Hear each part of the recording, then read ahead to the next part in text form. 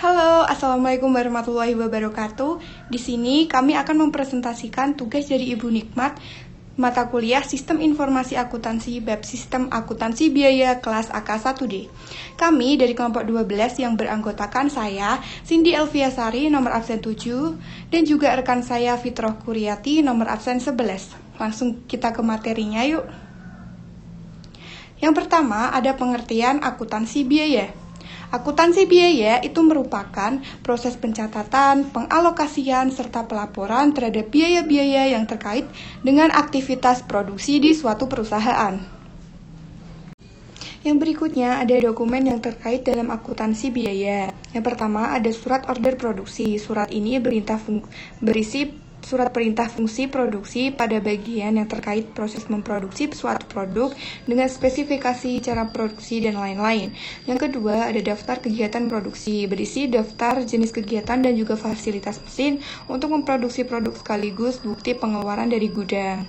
Yang ketiga, ada bukti permintaan dan pengeluaran barang gudang, bukti yang berfungsi untuk meminta bahan baku dan juga bahan penolong untuk memproduksi produk dan bukti pengeluaran barang dari gudang.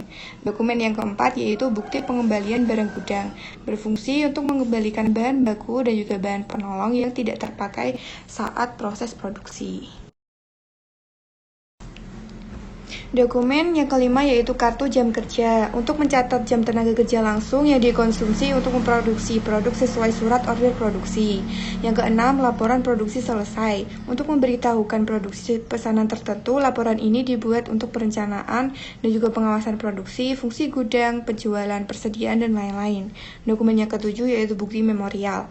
Bukti ini merupakan dasar pencatatan depresiasi aktiva tetap berwujud, amortisasi sewa, dan pembebanan biaya overhead pabrik kepada produk berdasarkan tarifnya. Dokumen yang terakhir yaitu bukti kas keluar, yaitu bukti untuk mencatat biaya yang dibayar melalui kas. Terima kasih atas presentator sebelumnya, Cindy Elviasari, dan saya, Fitroh Kuryati, akan melanjutkan materi prosedur dan flowchart sistem akuntansi biaya. Prosedur sistem akuntansi biaya. Bagian gudang, langkah pertama, bagian ini menyerahkan laporan order ulang ke Departemen Pengawasan Produksi jika persediaan telah mencapai jumlah pemesanan kembali. Departemen Pengawasan Produksi, langkah yang kedua, atas dasar laporan order ulang, Departemen ini membuat order produksi sebanyak 2 lembar. Lembar yang pertama ke bagian pabrik dan lembar yang kedua diserahkan ke bagian akuntansi biaya. Bagian pabrik, langkah ketiga, atas dasar perintah produksi yang diterima, bagian ini meminta barang dengan membuat bukti permintaan bahan dan diserahkan ke bagian gudang. Bagian gudang, langkah yang keempat, yaitu setelah menerima bukti permintaan bahan, bagian gudang menyerahkan barang ke bagian pabrik dan meneruskan bukti permintaan bahan ke bagian akuntansi biaya. Yang selanjutnya ada bagian pabrik. Langkah kelima, setelah menerima bahan baku dari gudang, bagian ini membuat tiket kerja atau dokumen jam kerja dan menyerahkan ke bagian akuntansi biaya. Langkah yang keenam, selanjutnya, bagian ini mengerjakan proses pembuatan barang. Jika selesai, maka bagian pabrik akan melengkapi isian pada perintah produksi dan menyerahkannya ke bagian akuntansi biaya. Bagian akuntansi biaya, langkah ketujuh, bagian ini mula-mula menerima tembusan perintah produksi, lalu menyiapkan catatan akuntansi biaya dan mengarsipkannya dokumen tersebut ke urut nomor. Yang kedelapan, bagian ini selanjutnya juga menerima bukti permintaan bahan dan tiket kerja. Selanjutnya, bagian ini akan mengeluarkan perintah produksi dari arsipnya, mencatat konsumsi biaya dalam catatan akuntansi biaya. Langkah yang ke-9, setelah produksi selesai dibuat, selanjutnya bagian ini menerima perintah produksi yang lengkap dari bagian produksi. Selanjutnya, bagian ini menghitung harga pokok per unit dan mencatatnya ke dalam jurnal voucher dan mengarsipkan dokumen tersebut dengan urut nomor. Saya akan melanjutkan ke gambar flowchart-nya, yaitu ada bagian gudang, ada bagian pengawasan produksi, ada akuntansi biaya, dan juga ada pabrik. Nah, dimulai dari bagian gudang menyerahkan laporan order ulang ke Departemen Pengawasan Produksi. Departemen Pengawasan Produksi membuat order produksi sebanyak 2 lembar. Lembar ke-1 diteruskan ke bagian pabrik dan lembar yang kedua ke bagian akuntansi biaya. Bagian pabrik membuat bukti permintaan bahan dan diserahkan ke bagian gudang. Bagian gudang menyerahkan barang ke bagian pabrik dan meneruskan bukti permintaan bahan ke bagian akuntansi biaya. Bagian pabrik membuat tiket kerja atau dokumen jam kerja dan menyerahkan ke bagian akuntansi biaya. Jika telah selesai, maka bagian pabrik itu akan melengkapi isian pada perintah produksi dan menyerahkannya ke bagian akuntansi biaya. Bagian akuntansi biaya menerima tembusan perintah produksi, lalu menyiapkan catatan akuntansi biaya dan mengarsipkan dokumen tersebut.